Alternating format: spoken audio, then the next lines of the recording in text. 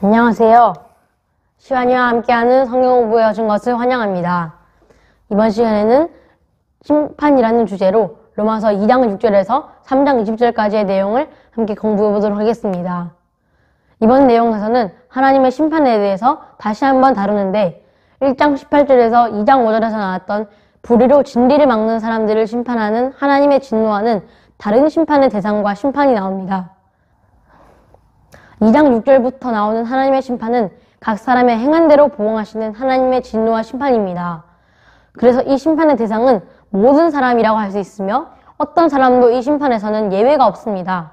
여기서는 모든 사람은 죄인이며 어떤 사람도 자신의 능력으로는 구원받을 수 없다는 것과 하나님의 공의가 더욱더 드러나게 됩니다. 7절에서 8절에서는 각각 선한 자들과 악한 자들의 심판 결과가 나옵니다. 7절에서는 선을 행하고 영광과 존귀와 썩지 아니함을 구하는 자들에게는 하나님께서 영생으로 보응하신다고 합니다. 반대로 8절에서 말하는 당을 지어 진리를 따르지 않고 불의를 따르는 자들에게는 진노와 불의로 심판하신다고 합니다. 최후 심판의 결과가 이렇게 오직 두 가지로 나뉩니다. 11절에서 보면 하나님께서 외모로 사람을 취하지 않는다고 합니다.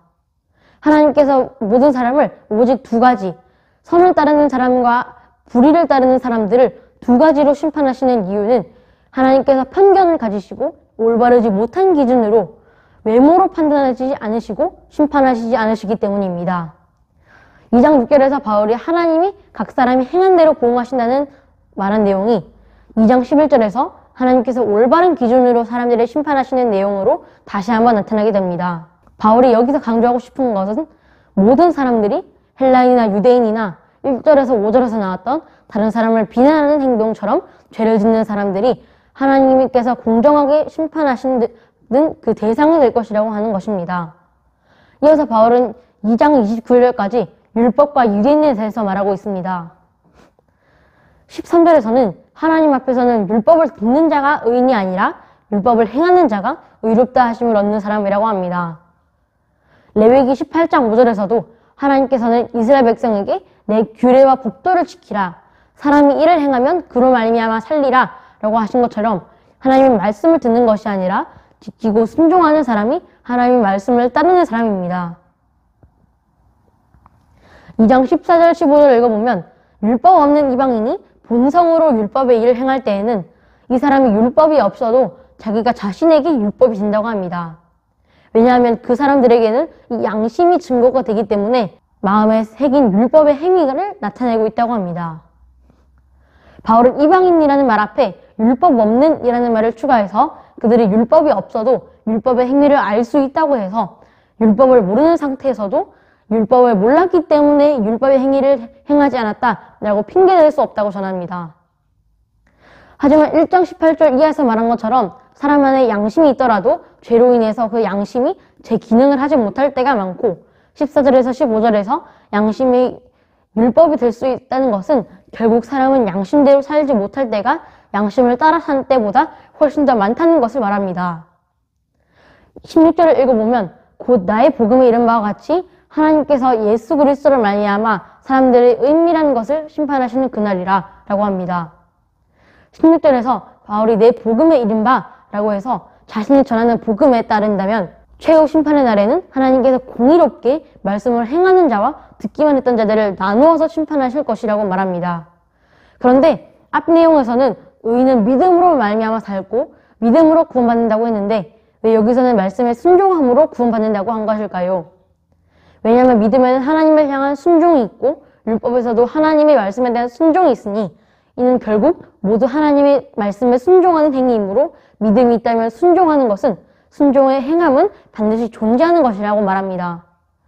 이어서 17절에서 29절에서 율법과 유대인을 말하면서 유대인의 책명을 중심적으로 다룹니다.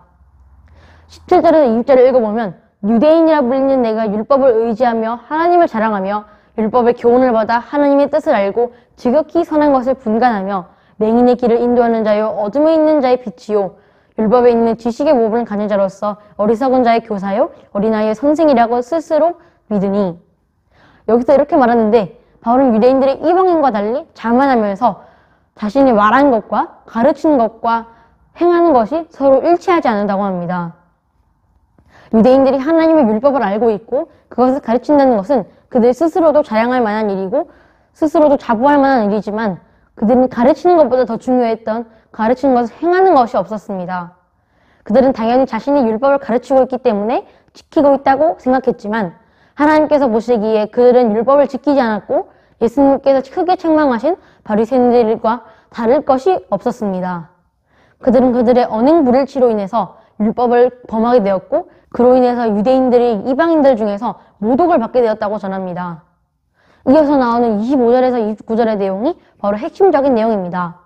25절에서 27절을 읽어보면 율법을 행하면 할례가 유익하나 만일 율법을 범하면 할례가 무할례가 된다고 합니다. 그래서 무할례자가 율법의 규례를 지키면 그 무할례를 할례와 같이 여겨지게 되는 것이고 무할례자가 율법을 온전히 지킨다면 율법 조문은 지키지 않지만 할례만 강조하는 유대인들은 정죄할 수 있지 않겠습니까? 이렇게 27절에서 이렇게 말하고 있는데 바울은 율법과 유대인의 할례를 연결시켜서 유대인이 17절에서 20절에 나온 죄를 그 언행 불일치의 죄를 범한다면 그들의 할례는 무효가 되는 것이고 결국 무할례자가 율법을 온전히 지킨다면 결국에 무할례자가 할례자가 되는 것이고 할례자라고 자부하는 그 유대인들은 무할례자가 되는 것입니다. 바울은 할례를 중요시하고 자신들의 할례를 내세워 이방인들과의 차별성을 강조하는 유대인들에게 할례만 내세우지 말고 율법의 행위를 강조하라고 합니다. 그래서 율법의 행위가 동반하지 않는 할례는 아무런 효과가 없는 것을 말하고 있습니다. 그래서 할례는 단지 하나님의 언약 백성이라는 것을 표시하는 것뿐이지 절대적으로 하나님 나라에 들어가기 위한 필수 조건은 아닙니다. 그래서 반대로 무할례자가 율법을 지킨다면 할례를 하지 않았어도 하나님의 나라의 언약 백성이 될 수 있다고 하는 것입니다. 28절, 29절에서 보면 무릇 표면적 유대인이 유대인이 아니요 표면적 육신의 할례가 아니니라.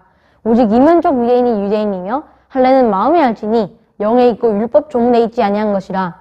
그 칭찬이 사람에게서가 아니요 다만 하나님에게서니라 라고 말하고 있습니다. 유대인들은 표면적인 할례만 했으므로 하나님의 언약 백성이 되었다고 생각했지만 바울은 표면적인 육신의 할례가 하나님의 언약 백성이 되었다고 할 수 없고 할례는 마음으로 해야 하나님의 언약 백성이 된다고 합니다. 여기서 질문이 생기는데 마음으로 할례를 하는 것은 도대체 무슨 의미일까요? 마음으로 할례를 하는 것은 마음으로만 믿는 것을 의미하고 있는 것이 아니라 앞에서 바울이 언급했던 율법을 행하는 것이고 그것이 곧 마음으로 할례를 행하는 것입니다.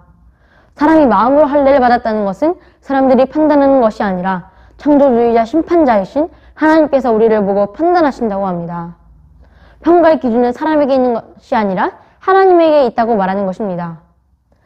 이어서 3장부터 유대인의 나음이 무엇이며 할례의 유익이 무엇이냐고 말하면서 시작을 합니다. 2절에 보면 바울은 의외로 유대인 나음과 할례의 유익이 많다고 전합니다. 실제로 유대인들이 복음을 듣고 체험하는 데 있어서는 이방인들보다는 분명히 많은 이점이 있었을 것입니다. 하지만 유대인들은 이런 이점들을 살려서 예수님을 믿지 못했고 신앙생활을 잘 하지 못했습니다. 그래서 바울은 유대인이라는 것 자체가 유익하지만 꼭 유대인이어야지만 하나님께 구원받을 수 있는 것이 아니라고 합니다.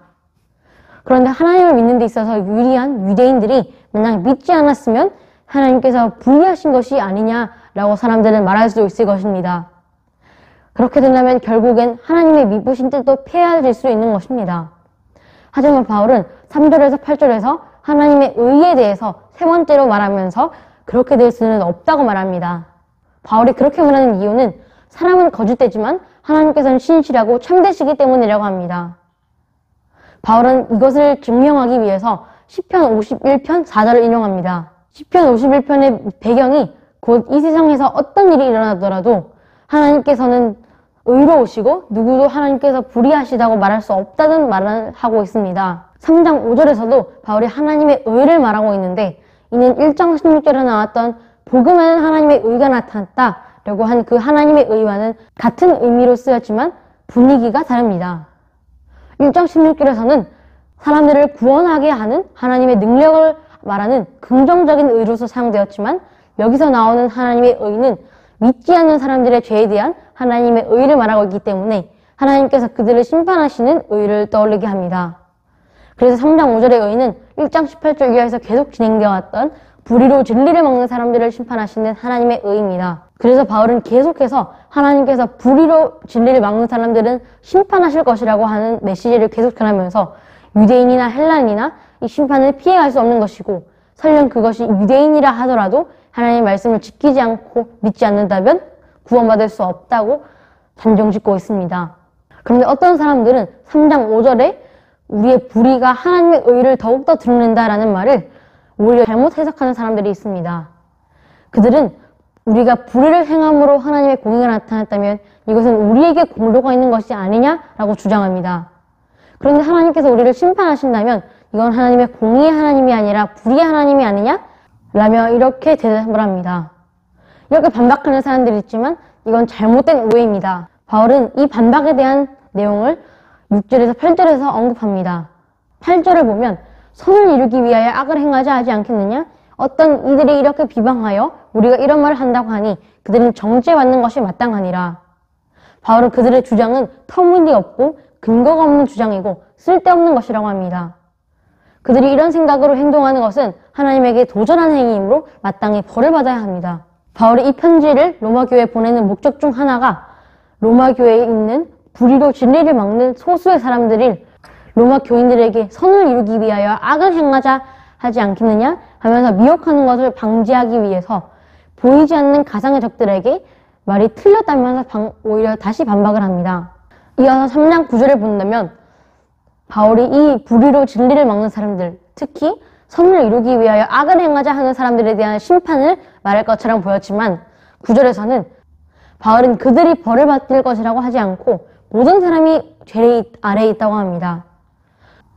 이 말씀에 대해서 이어서 나오는 10절에서 18절의 내용으로 함께 알아보도록 하겠습니다. 이 내용은 총 3가지로 나뉘는데 첫 번째 내용은 10절에서 12절에서 모든 말의 끝에 없다 또는 없고를 붙입니다. 또 두 번째로는 13절에서 15절에서 인간의 원죄를 말하면서 인간의 본성적인 죄를 말합니다.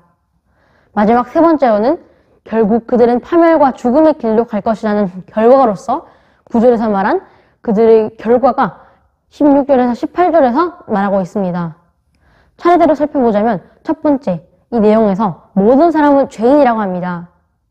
왜냐하면 하나님을 진정으로 찾는 자도 없고 선을 찾는 사람도 없고 선을 행하는 사람도 없고, 두 번째로 사람의 목구멍은 열린 무덤이며 사람을 죽이고 사람의 말은 항상 속임뿐이며 독사와 같고 입에는 온갖 저주와 악독이 가득하고 사람의 발은 모든 피를 흘리는 데 능하다고 합니다. 결국에 셋째, 모든 사람은 평강의 길 대신에 파멸과 고생의 길을 가게 되고 하나님을 두려워하지 않게 되었습니다. 바울은 이 모든 사람의 행위가 사람이 죄인이라는 근거가 된다고 합니다. 그래서 결국에 10절에서 18절에서 의인은 없다라고 하면서 그 사람들도 벌을 받을 것이지만 결국엔 바울이 말하고 있는 바울 자신도 그렇고 로마 교회에 있는 성도들도 그렇고 모든 사람들이 의인이 아니라고 말하면서 하나님께서만이 우리를 구원할 수 있다고 하며 결국에는 말한 것처럼 선한 사람과 악한 사람이 율법을 행하는 사람과 행하지 않는 사람으로 나뉘게 될 것이라고 말합니다. 결론으로 19절과 20절을 함께 보도록 하겠습니다. 우리가 알거니와 무릇 율법이 말하는 바는 율법 아래에 있는 자들에게 말하는 것이니 이는 모든 입을 막고 모든 세상으로 하나님의 심판 아래에 있게 하려 함이라.